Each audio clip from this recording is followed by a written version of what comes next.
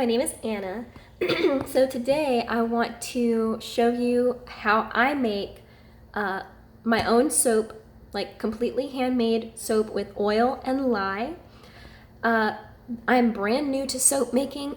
I'm not a professional, like very brand new. This is only like the third time I've ever made soap, and I do use cold process soap making, so I don't cook the things like on the stove or anything. I just do it like I heat things up separately and then I allow them to get back to room temperature and then whip it all together. But I'll show you the whole process. Something I want to say is that curing soap, like when you make homemade soap, it needs to cure. So it needs to cure for 3 weeks. It's different for each soap, but around 3 to 4 weeks is the general, like, it's good to use at that point. I'll show you how I make my soap. Again, this is only like the third time I've made soap, so I don't know like a whole bunch of different tips and tricks.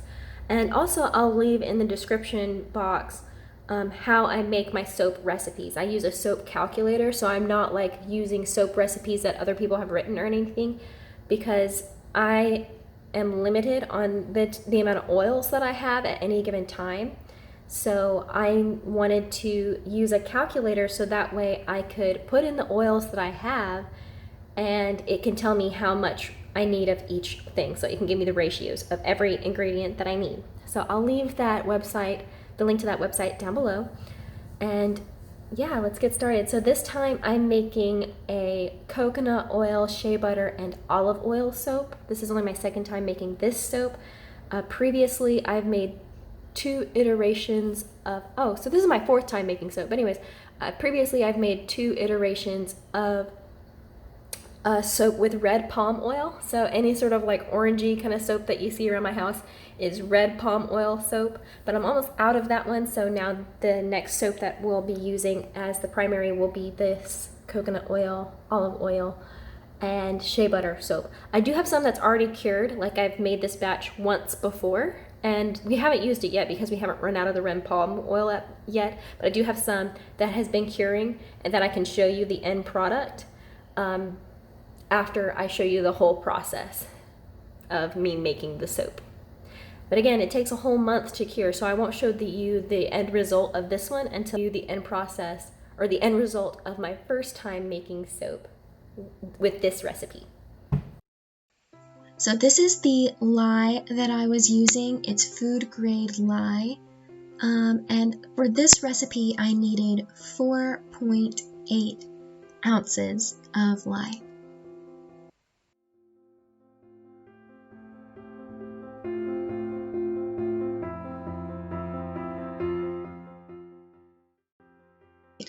So this is my shea butter that I already measured out, and I needed 6.4 ounces of shea butter. And then here I am pouring in my my olive oil, and I needed 9.6 ounces of olive oil.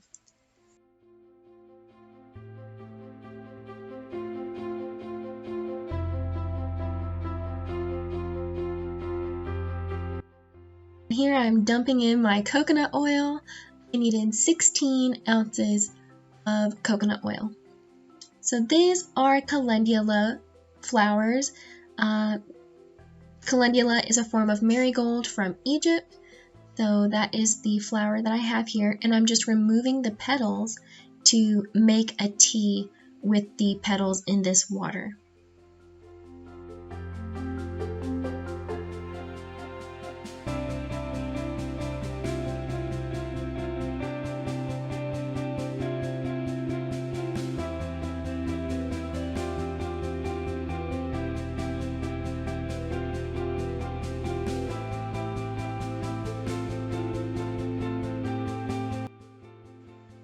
So here I wanted to show you how much petals I used with the ratio and the water that I used.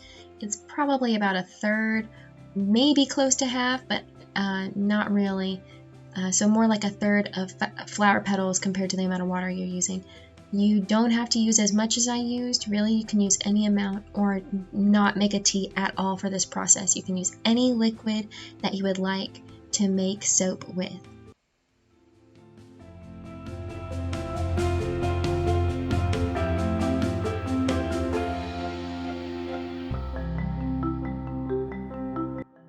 My oils that I just measured out previously are in the microwave and they've just come out, so now they're a liquid. And I'm going to stick my calendula petals and water into the microwave to make it a tea. So now that my tea has been steeped, I have a cup and a strainer on my kitchen scale, which I'll zero out in just a moment, and then I'm going to measure out 12 fluid ounces of liquid for my soap making process.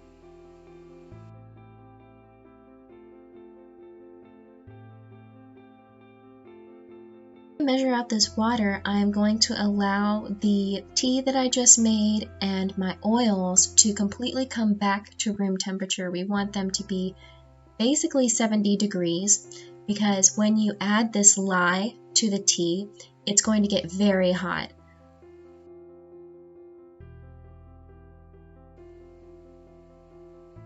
So here I'm just stirring it all around, making sure it's completely immersed. And then I'm going to stick my immersion blender into the oil and start dumping the lye and water mixture directly into the oil while I am blending it all together.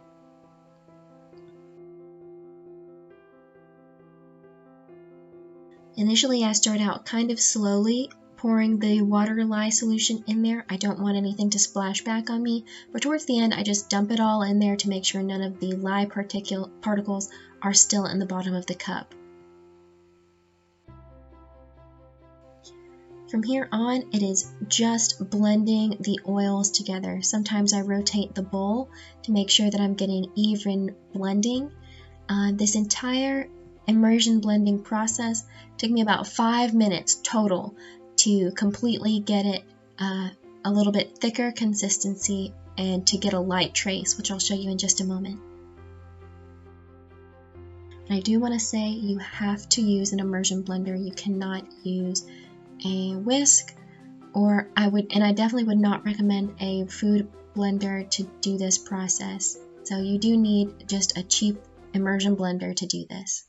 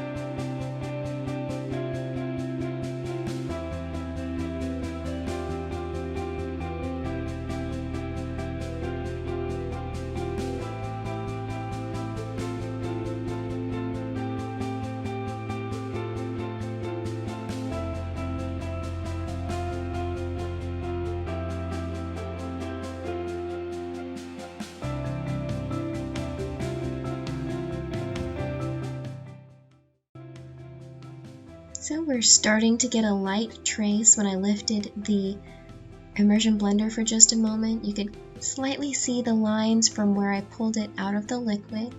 A light trace means like when a drop of liquid drops back into the bowl, you can kind of see the outline where the liquid fell back into the bowl.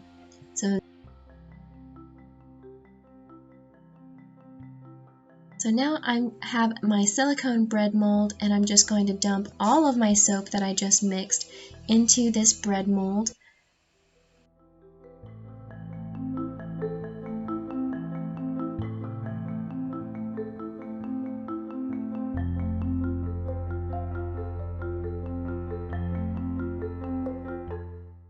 And after scraping the bowl out, I'll smooth the top of my soap.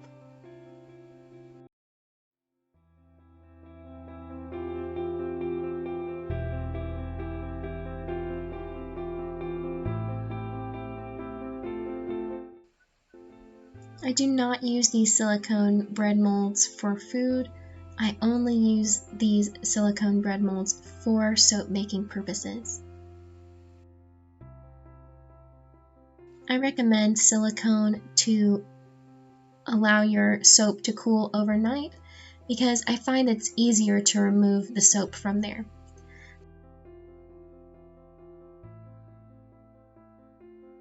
So these are all my dirty dishes from that process. Only those three things, the immersion blender, the spatula, and the bowl, as well as the lye cup. I recommend letting your soap materials sit overnight so that they can saponify, which means that the soap kind of gets oxygenated and is easier to clean the next day. After tapping out some of the air bubbles, I'm just going to set it on my shelf and let it cool overnight. This is like a long, skinny box, so it's not like very big in depth, but it's very long. And so this is some of my soap that has already cured from the first batch that I made. So this is like, but after I've cut it up, I place them a little bit apart so that they can dry in this box like so, even though when I cut that one it'll be more pieces, and I will lay them like this so that way they can dry and have airflow, and I won't fully shut the box so that way it can like have airflow. And you can, anyways, this is what the finished product looks like. This is like a soap bar that is ready to use. It is quite thick, like this is a very thick cut.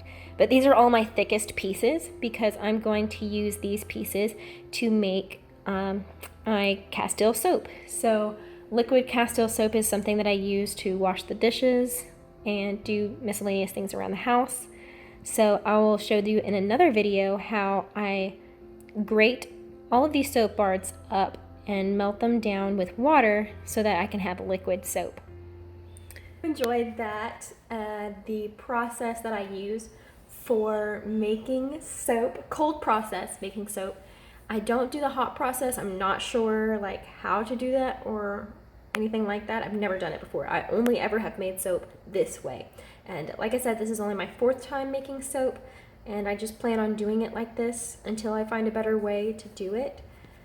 So yeah, I hope that was informative or helpful for you. I hope that you like that process or that it was interesting for you.